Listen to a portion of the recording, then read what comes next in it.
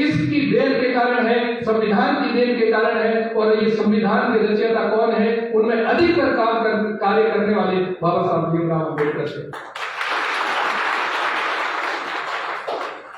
जो छूआछूत समाज के अंदर व्याप्त है, जो कुरीतियां अंधविश्वास समाज के अंदर व्याप्त है, उस अंधविश्वास के विरुद्ध लड़ाई लड़ने वाले उस महापुरुष के प्रति अश्रद्धा का भाव नहीं होना चाहिए।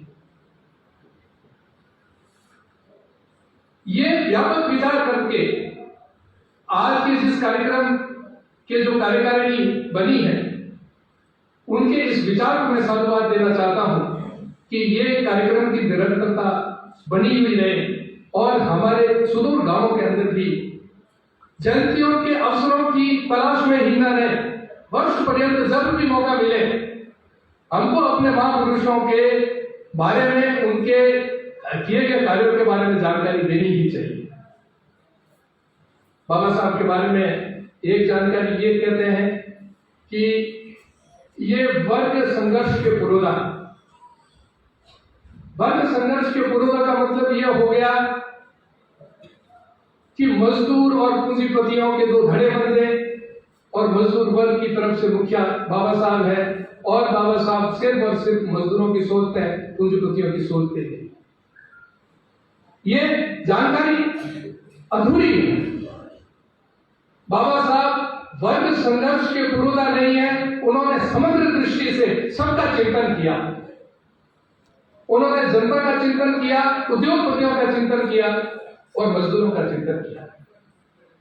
यदि उन्होंने चिंतन नहीं किया होता तो ब्रिटिश काल के अंदर ही कानून मंत्री रहते हुए, लेबर मंत्री रहते हुए उन्होंने लेबर लॉ नहीं बनाए। लेबर लॉ बनाए जिसके अंदर फैक्ट्री एक्ट लाए। फैक्ट्री एक्ट लाए तो उसमें उद्योगपतियों के हितों की रक्षा की, मजदूरों की हितों की रक्षा की।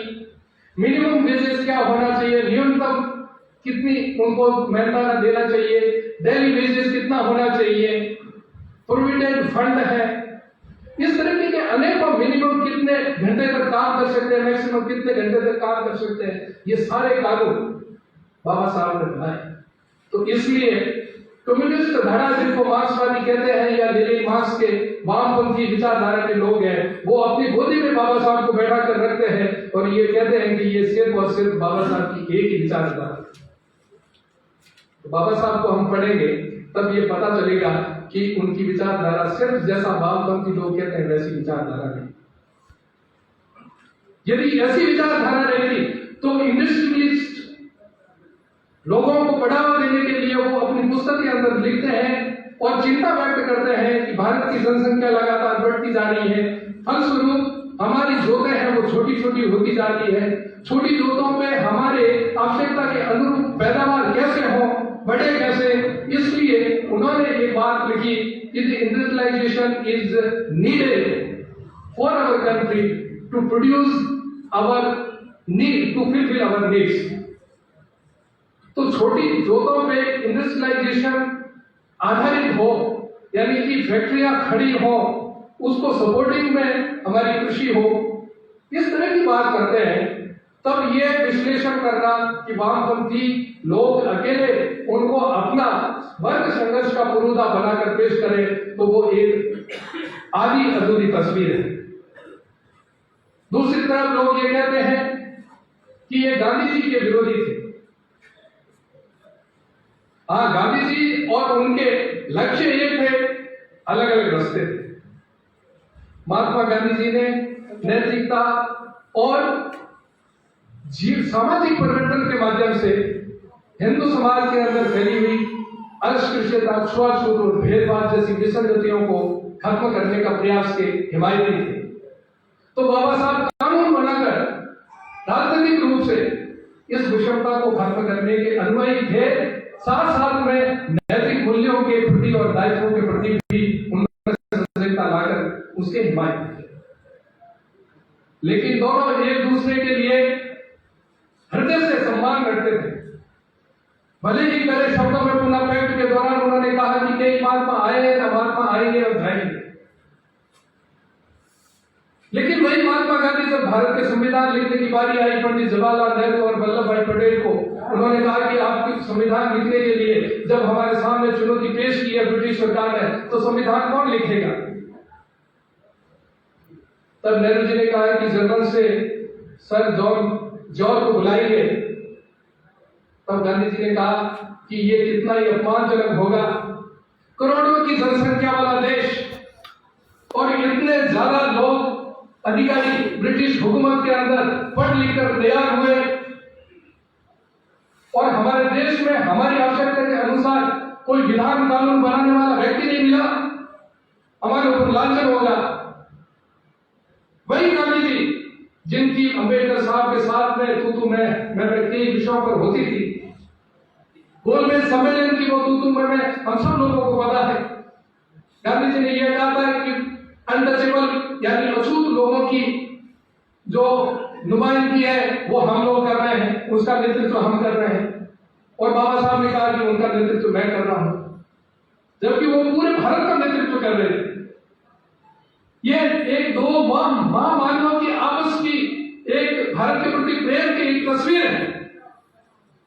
लेकिन हम गांधी जी के अनुयायी हैं, हम बाबा साहब के अनुयायी नहीं हैं। इस तरह का विचार परोसने का एक कोई राजनीतिक षड्यंत्र हो सकता है, कोई नफा नुकसान हो सकता है।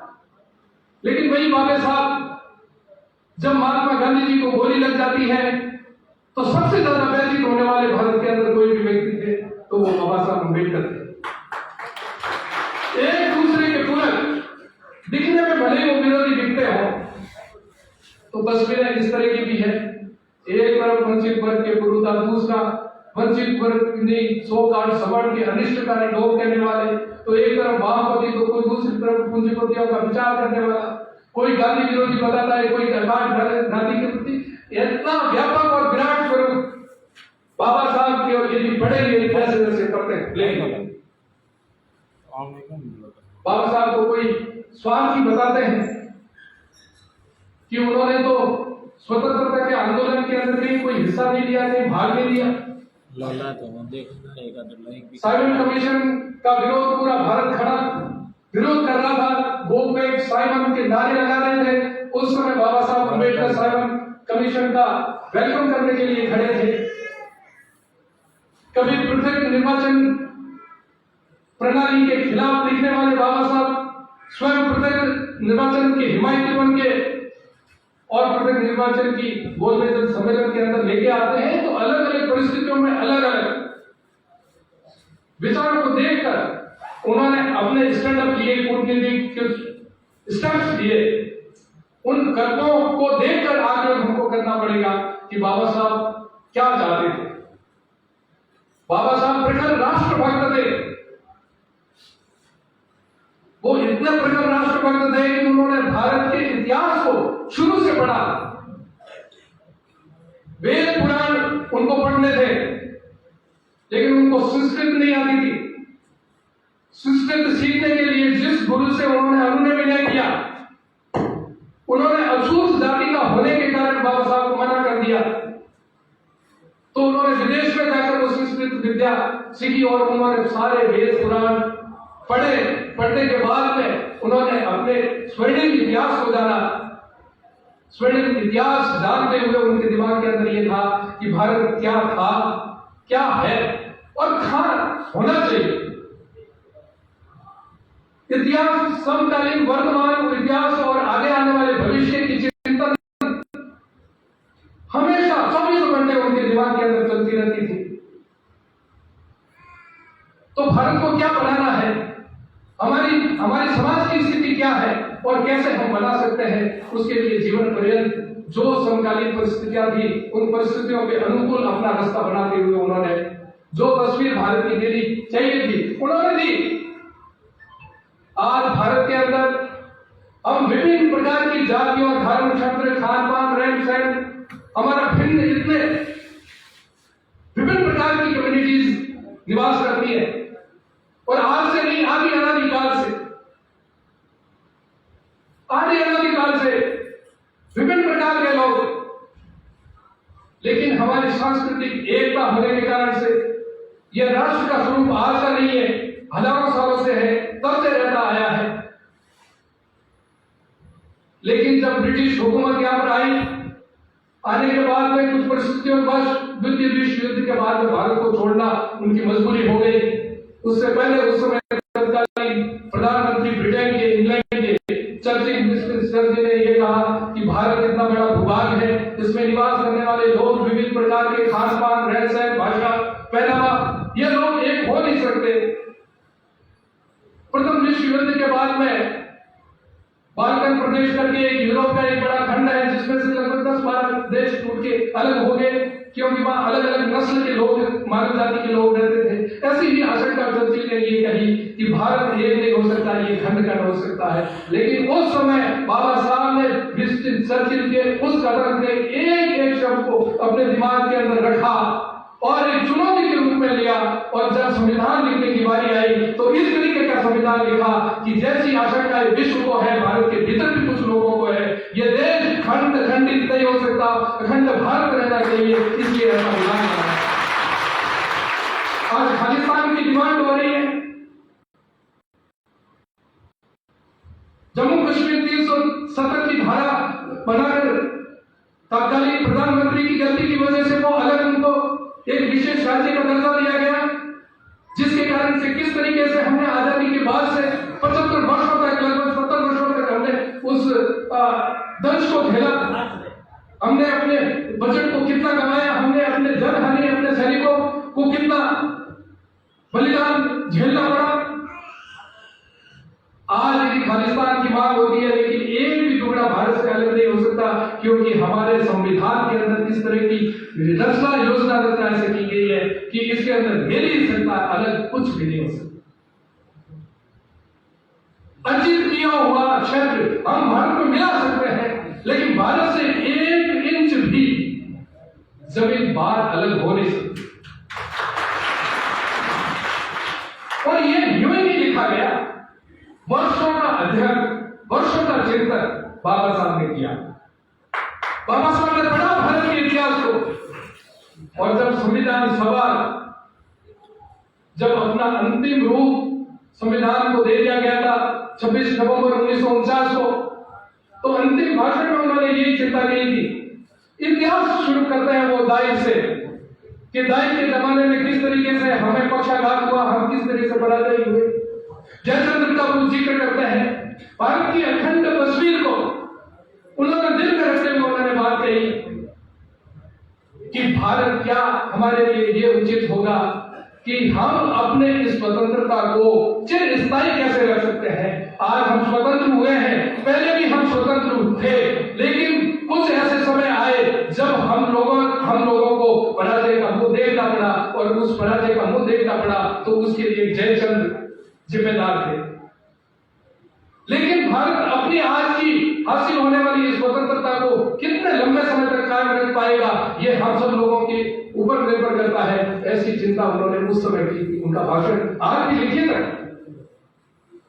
संविधान निर्माण जब किया गया तो संविधान निर्माण के दौरान किस किस संविधान निर्माण की सभा के सदस्य ने क्या क्या बिंदु कहे, उस बिंदुवार पूरी की पूरी को पूरे नोटिफिकेशन उसके अंदर है।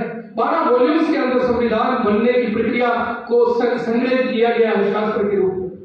हम सब लोग या युवा, बुजुर्ग, प्रबुद्ध लोग जो उपस्थित हैं, आज सर्व सुलभ है, हम पढ़ सकते हैं किस तरीके से हमारे वर्तमान लोकतांत्रिक भारतीय गणतंत्र की ये तस्वीर हमारे सामने आई, और किस तरीके से किन किन लोगों ने एकमात्र प्रेम, एकात्म प्रेम और के भाव से इस भारत के निर्माण के लिए, तस्वीर के लिए उन्होंने जीवन खपाया।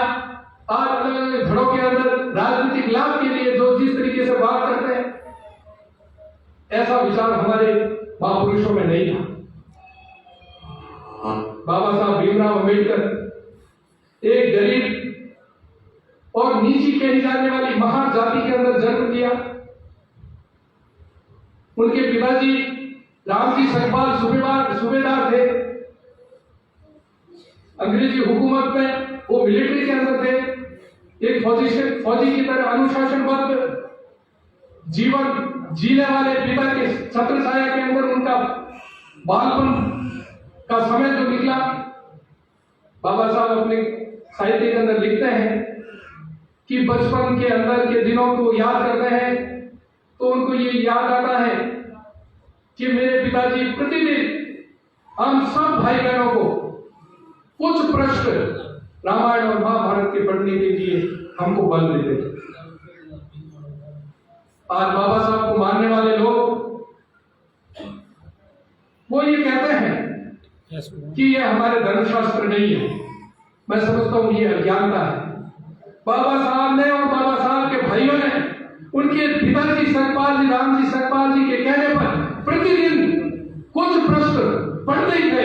रामायण पढ़ा, महाभारत पढ़ा, गीता पढ़ा और ये शास्त्र पढ़ने के बाद में उनके बुद्धि का विकास हुआ कि उन्होंने सिंबल ऑफ नॉलेज की उपाधि प्राप्त की।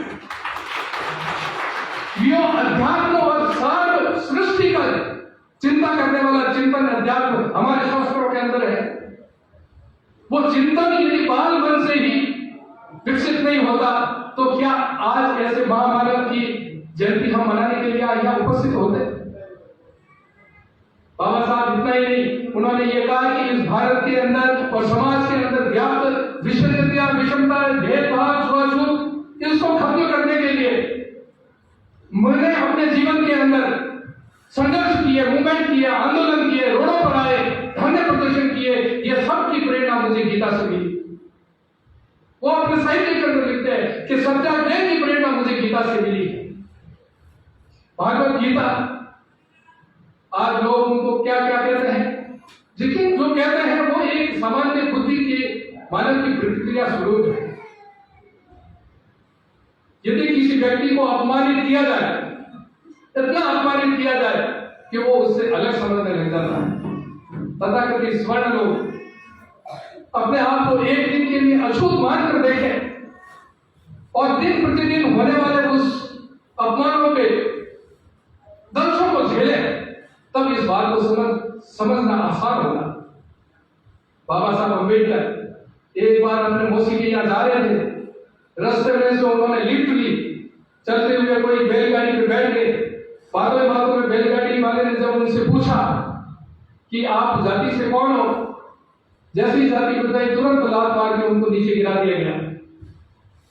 एक छोटा सा बालक जिसको कुछ भी नहीं पता कि क्या जाति होती है, क्या धर्म होता है, तब इस तरीके का अपमान झेलना,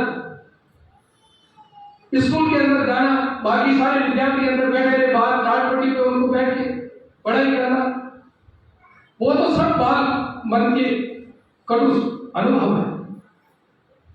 लेकिन जब वो पढ़ लिख कर अच्छी डिग्रियां लेकर आ जाते हैं, 50 डिग्री अपने जीवन में कोई भी व्यक्ति एक साथ में नहीं ले सकता अपने एक जीवन काल के अंदर।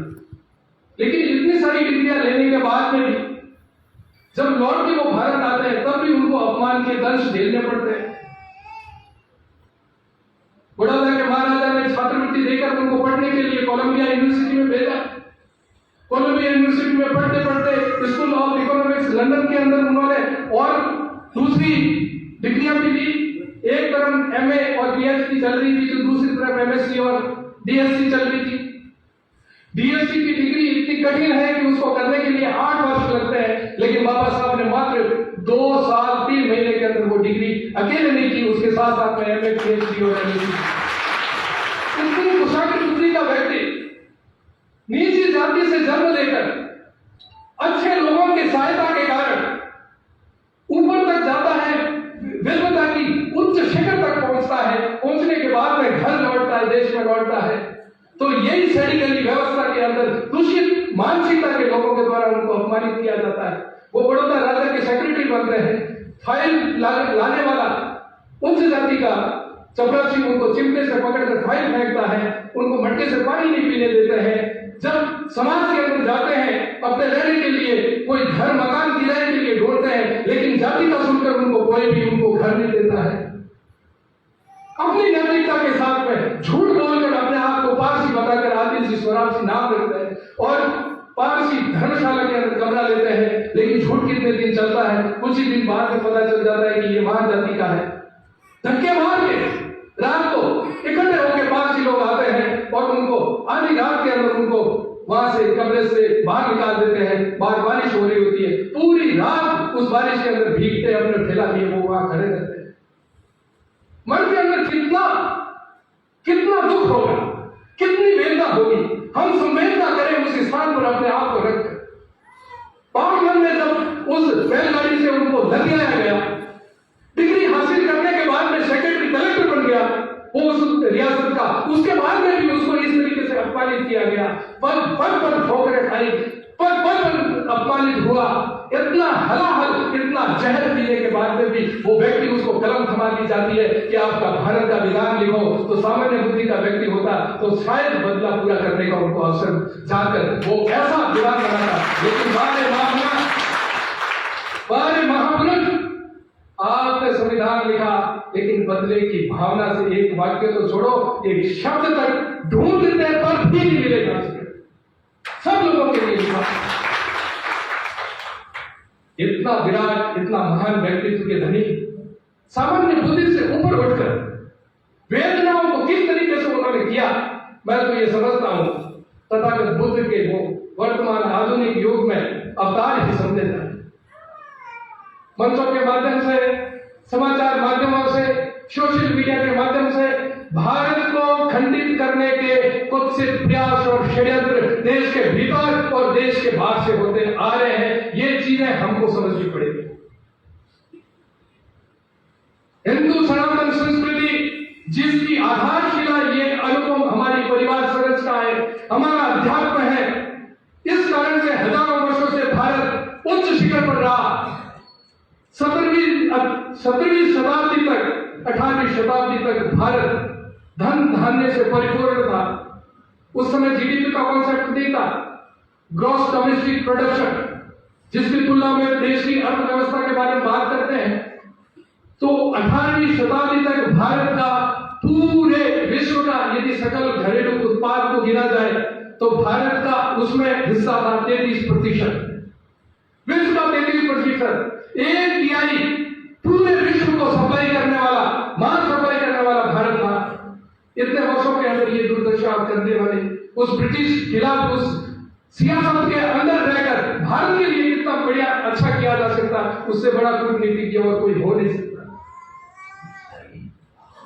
तो देश के लिए उन्होंने इतना चिंतन किया, इतनी चिंता की। उसके बाद में भी लोग उनको धिक्कारित की दृष्टि से देखें और वो बोले कि नहीं, ये तो भगवान नहीं हो सकते। अरे भाई, क्यों पेट में मरोड़े आने लगते? किसी ने किसी वर्ग विशेष के लिए ही नहीं, अभी तो सबके लिए किया है, लेकिन कोई एक वर्ग विशेष यदि उनको अपना आराध्य मानता है, अपना भगवान मानता है, तो दूसरों के पेट में मरोड़े क्यों न देंगे? महापुरुष अच्छे काम करने वाले पूजे जाने ही चाहिए। और ये कोई आज की परंपरा नहीं है, हमारे सदियों की परंपरा है। और इस परंपरा के अंदर, हजारों सालों की परंपरा के अंदर हमने 33 करोड़ देवी देवताओं की लंबी सूची बनाई।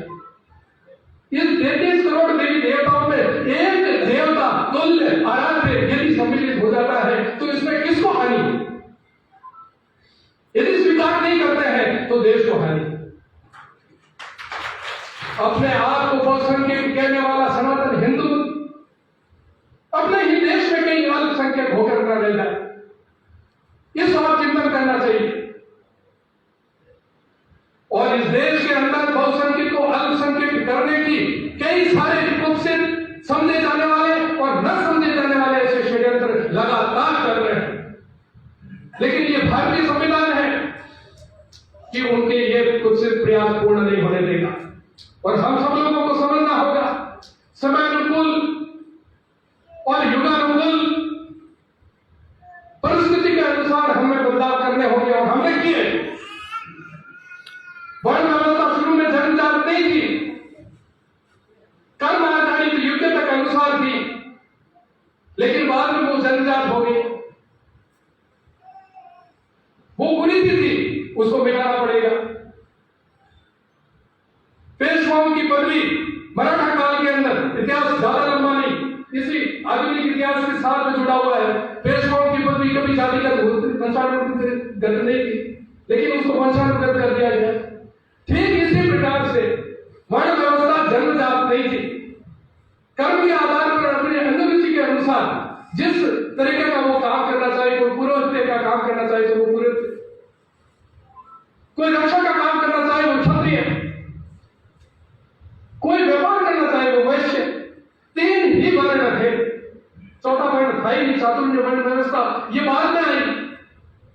ये अब आकलन आज वर्तमान स्थिति में हम देख रहे हैं तो इसका कोई औचित्य नहीं रहना चाहिए। उस समय कोई उपयोगिता रही होगी, लेकिन आज हमको इसको गौण करना है। यदि गौण नहीं किए तो उसके दुष्परिणाम ये आते हैं कि देश को तोड़ने वाली ताकतें आज देश के अंदर ऐसा विपक्ष खड़ा किया, और आज खड़ा नहीं किया, अंग्रेजों के टाइम में खड़ा कर दिया गया कि आर्य नाम की एक नस्ल है जो यूरेशिया से आई थी, यूरोप के वोल्गा नदी के किनारे से। वो यहाँ आकर यहाँ के मूल निवासी लोगों को हराया, उनके साथ में मारपीट की, और वो लोग यहाँ पर आकर अपना शासन जमा लिए। तो कथानक नैरेटिव खड़े किए गए, और खड़े करने वाले कोई और नहीं, विदेशी थे। जर्मनी का एक स्कॉलर था विद्वान मैक्स मुलर, जो इतिहास लिखता था, उसने इतिहास में अपने आप को श्रेष्ठ साबित करने के लिए उनकी कहीं न कहीं अपनी प्रतिष्ठा कहीं कम ना हो, इसलिए कि भारत के जितने भी अंदर पहले आने वाले जितने भी स्कॉलर्स थे यूरोप के, उन्होंने आके देखा भारत इतना विद्वतापूर्ण धनधान्य से परिपूर्ण कैसे। तो यहाँ के शासकों को अपने साथ में तालमेल में जोड़ने के लिए उन्होंने कहा कि आप भी आर्य हैं, हम भी आर्य हैं, आप भी बाहर से आए, हम भी आए। और उस गलती के कारण से कुछ भारत के विद्वानों ने अपने आप को आर्य कहना शुरू कर दिया, कहा हम भी बाहर से आए। अंग्रेजों को समझ से ही खड़े पड़ गए कि मूल निवासी कौन है और विदेशी कौन है। आर्य जो है वो बाहर के है, बाकी सब मूल निवासी है। तनातनी हो गई, आज तक तनातनी चल रही है। इस तनातनी का प्रामाणिक तौर पे इस तरीके घटनाएं जहां भ्रमियां बन जाती हैं, उनका समाधान खोजने के लिए बाबा साहब ने एक रिसर्च किया। उस रिसर्च का किसी भी मंच के माध्यम से अपने आप को अम्बेडकरवादी कहने वाले विद्वानों से मैं गुजारिश करता हूं कि आप क्यों नहीं कहते कि बाबा साहब ने इस पर क्या कहा। आर्यन इन्वेजन थ्योरी, आर्य बाहर से आए, इस थ्योरी को बाबा साहब ने नकारा है। बाबा साहब ने क्या कहा कि आर्य कोई बाहर के नहीं है, आर्य भारत के ही रहने वाले मूल निवासी। इस धरती पर पहला मानव उद्भव हुआ, पहले मानव जाति का उद्भव हुआ, तब से आर्य यहां रहते आए हैं और वही आर्य है। आर्य का विवरण ऋग्वेद में 33 बार हुआ है, और 33 बार आर्य शब्द का कहीं भी नस्ल के अनुसार वर्णन नहीं है। आर्य कोई नस्ल नहीं है, ये गुणवाचक है। आर्य यानी खेती करने वाले, आर्य यानी श्रेष्ठ गुण वाले, ये आर्य की परिभाषा थी। और ऐसे ही हवा हवाई अपने मन से उन्होंने नहीं की। उन्होंने उस समय के भारत में जो भी ब्रिटिश शासन के अंदर जो प्रोविंस बने हुए थे, जो प्रांत बने हुए थे, हर प्रांत की अलग अलग जगहों से लोगों की नेचर इंडेक्स नासिका, ये जो प्रमाण है, इसका लाभ लेते हैं। इसको बोलते हैं एंथ्रोपोलॉजी, विज्ञान का एक शाखा है, दृश्यांश शास्त्र। एंथ्रोपोलॉजी एक डिपार्टमेंट है जिसके अंदर ह्यूमन बॉडी को स्टडी की जाती है कि ये कौन है, ये ऑस्ट्रेलोपिथेकस है, कि ये कौन सा अलग अलग, ये आदि मानव है या कौन से युग का है। तो वो एक बढ़िया एंथ्रोपोलॉजिस्ट है और नेचर इंडेक्स को लेकर उन्होंने अपनी स्टडी की। उन्होंने हर प्रांत से ब्राह्मण और नीचे वर्ग के लोगों की नाक की लंबाई नापी, लंबाई नाप के उन्होंने सारी बनाई, अपना कंक्लूजन किया। तो उन्होंने पाया कि किसी भी प्रांत में उठा के देख लो, वहां के ब्राह्मण और वहां के शूद्र कहे जाने वाले लोगों की नासिका इंडेक्स बराबर है। साउथ इंडिया की नॉर्थ इंडिया वाले के बराबर है, और अपने प्रांत में ही रहने वाले ब्राह्मणों की शूद्रों के साथ तो बराबर है। तो कोई बाहर का नहीं है। फिर इतिहास के अंदर जाते हैं। इतिहास के अंदर जाने के बाद में वो निष्कर्ष देते हैं, और बाबा साहब की किताब लिखी हुई है हु वाज द शूद्रास, शूद्र कौन है? हिंदी के अंदर और भारत की 22 प्रांतीय भाषाओं के अंदर ये लिखित है बाबा साहब के साहित्य, कोई भी व्यक्ति पढ़ सकता है। भूमध्य शूद्राज अंग्रेजी में वो पुस्तक है मूल, और हिंदी में अनुवाद शूद्र कौन थे उसके पहले परिशिष्ट के अंदर ये निष्कर्ष लिखे हुए हैं, जिसमें बाबा साहब ने कहा कि भारत में निवास करने वाले आर्य लोग कोई बाहरी नहीं, वो भारत के ही है। भारत में आर्य कहे जाने वाले लोग यहाँ के मूल निवासी हैं। आर्य लोगों में शुरू में वर्ण की व्यवस्था 3 वर्गों में ही थी। 3 वर्ण थे, ब्राह्मण, क्षत्रिय और वैश्य। चौथा वर्ण ही नहीं था। चौथा वर्ण बाद में बना। उसका कारण क्या कि कुछ राजाओं की ब्राह्मणों के साथ में आए दिन झगड़े होते रहते थे। कुछ राजाओं ने 5 राजाओं के नाम दिए, राजा वैण, राजा पुरुरवा, राजा निमशु, राजा नेमी, राजा सुदास। ये 5 राजाओं के नाम लिखे हुए हैं। और ये नाम कहां से लाए? ये वेद पुराण और ये उपनिषद इन सब के अंदर लिखे हुए हैं। और वो उन्होंने पढ़े, वो संस्कृत के प्रकार विद्वान थे। उन्होंने दूसरी भाषाओं के अंदर भी इनको अनुवाद करके लोगों को बताया।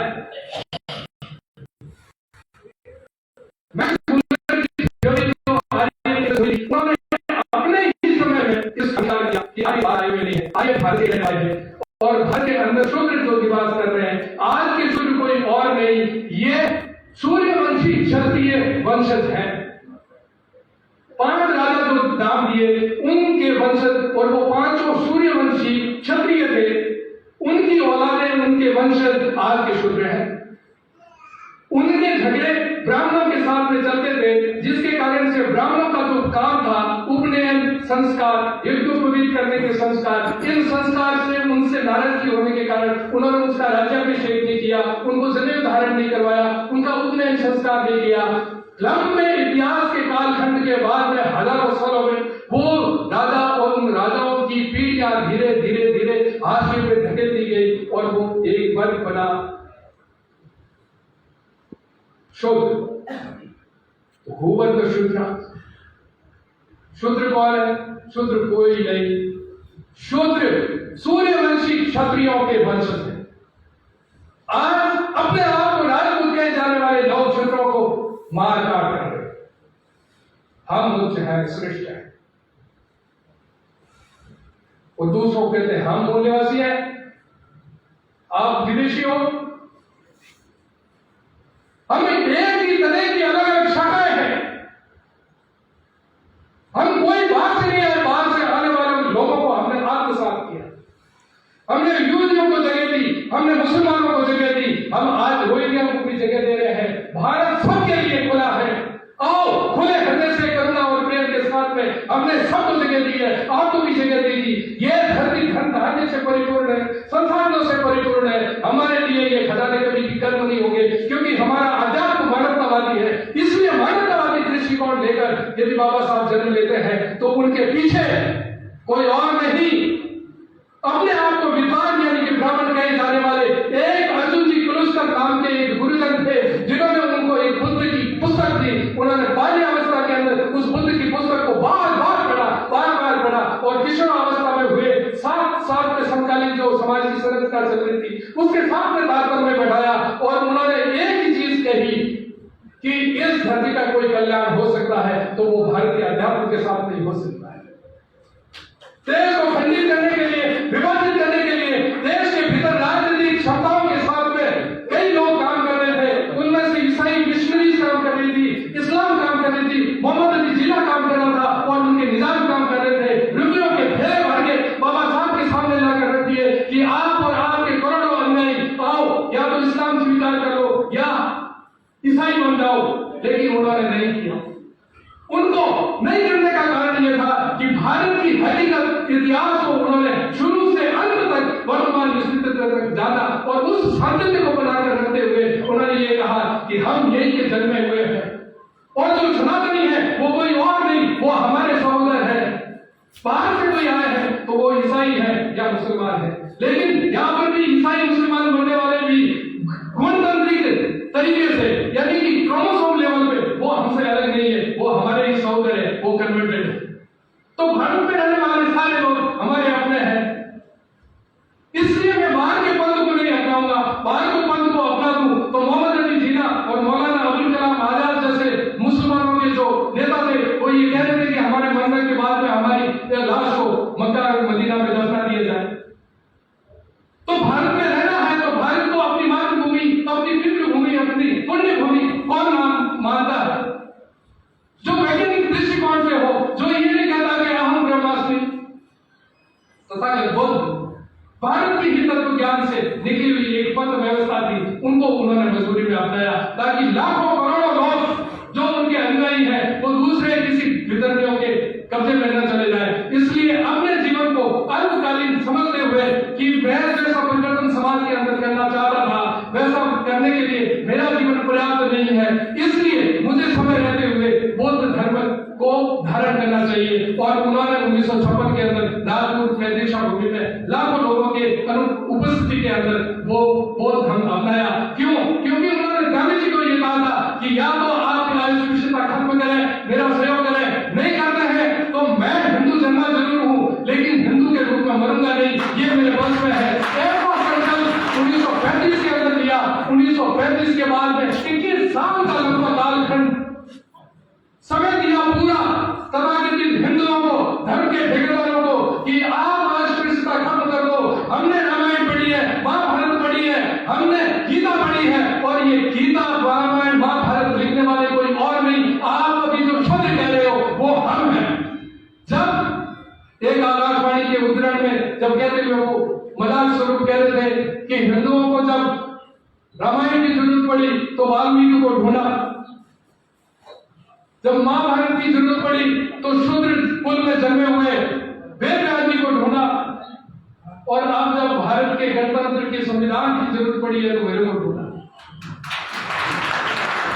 मेरे कहने का तात्पर्य यह है कि जो अपने आप को जन्म से लेकर अर्चना अमर शब्द हजारों सालों से जिनके पूर्वज हिंदू होकर रहे और दोनों नस्ल के हिंदू होकर रहे, उसके बावजूद भी उन्होंने ये कसम खाई कि हम हिंदू हैं, हम ये गर्व करते हैं मन ही मन, लेकिन इस व्यवस्था को ठीक करना पड़ेगा। ठीक करने के लिए उन्होंने अपनी गीता से सत्याग्रह का एक प्रेरणा ली। प्रेरणा लेने के बाद में महान तालाब के सत्याग्रह, पानी पीने के लिए सत्याग्रह किया। क्या हुआ हम सब लोग जानते हैं।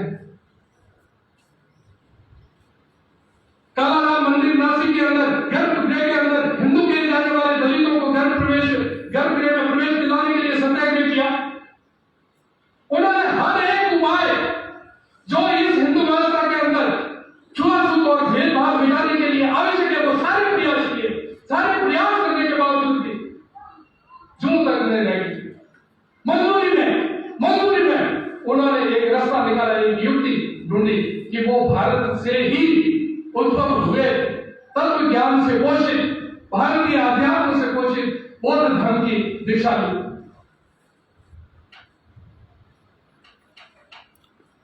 हमको इस चीज को समझना होगा।